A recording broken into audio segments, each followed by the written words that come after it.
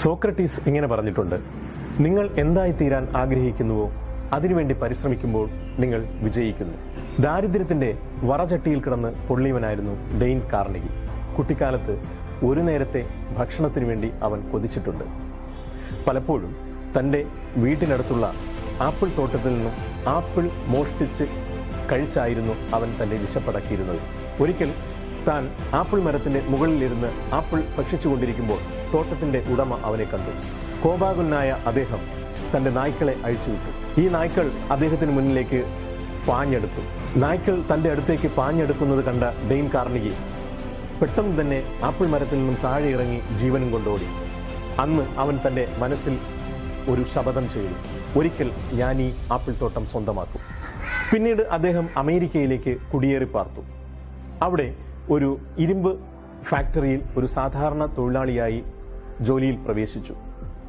ക്രമേണ അദ്ദേഹം ഇരുമ്പ് വ്യവസായത്തെക്കുറിച്ച് പഠിക്കുകയും ഒരു ചെറിയ ഇരുമ്പ് വ്യവസായശാല ആരംഭിക്കുകയും ചെയ്തു.